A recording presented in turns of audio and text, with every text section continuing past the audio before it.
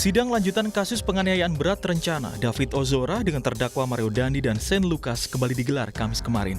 Jaksa penuntut umum menghadirkan dokter spesialis saraf yang merawat David selama 50 hari lebih di Rumah Sakit Mayapada.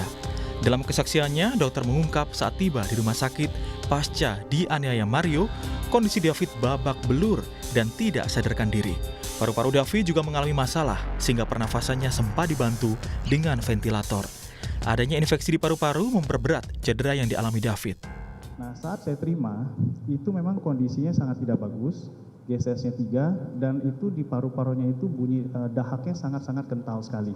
Jadi saat kita terima karena dia sudah koma dengan GCS 3, itu langsung kita intubasi, arti kita langsung pasang alat bantu nafas. Karena refleksnya semua sudah hilang. Jadi kalau refleksnya sudah hilang, maka pasien tersebut akan cenderung untuk gampang terdapat infeksi yang akan memperberat. Nah, di ICU itu kita lakukan resusitasi, kita memperbaiki semua jalan nafas, tanda-tanda vitalnya, dan ternyata memang itu infeksi parunya menjadi faktor kedua yang memperberat di luar daripada trauma yang dia alami sendiri. Dan ketika diperiksa dengan MRI, David ternyata mengalami luka di saraf otak yang bersifat permanen. Nah, jadi hasil MRI-nya itu menunjukkan ada bercak di putih di daerah otaknya, di daerah otak besar 1 dan di daerah corpus callosum. Corpus callosum itu adalah jembatan yang menghubungkan antara otak kanan dan otak kiri. Ini juga yang nanti akan menjelaskan kenapa anak ini tidak bisa 100%. Yang bercak putih itu di jembatan yang menghubungkan antara otak kanan dan otak kiri. Betul, namanya corpus callosum. Di tengahnya atau di tengah otak.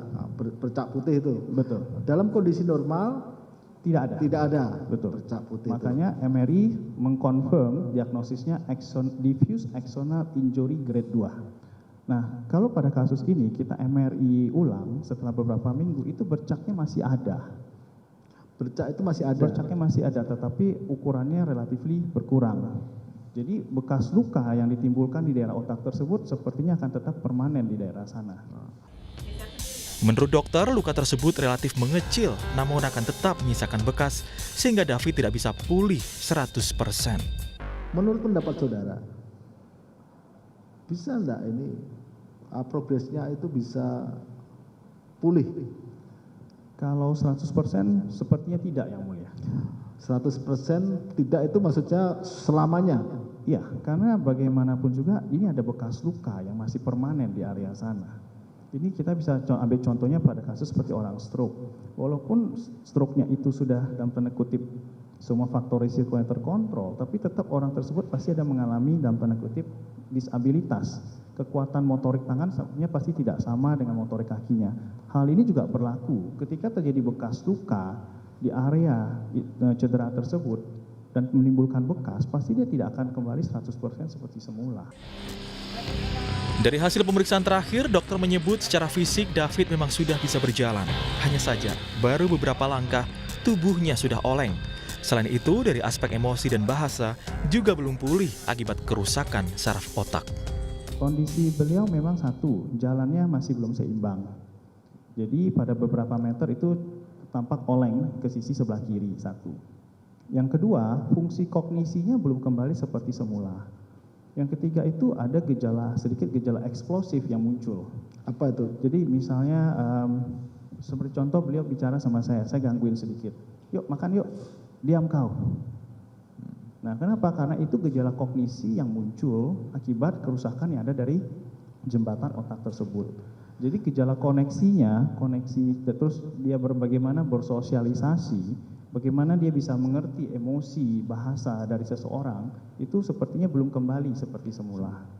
Jadi itu antara fungsi karena ada saraf yang rusak sehingga fungsi itu akhirnya terganggu. Betul. Terganggu itu ya. Ayah David, Jonathan Latumahina, yang hadir di persidangan berharap hakim dapat mempertimbangkan keterangan dokter sebagai orang yang paling tahu kondisi David saat ini. Ayah David juga angkat bicara soal tambahan hukuman penjara untuk terdakwa Mario Dandi.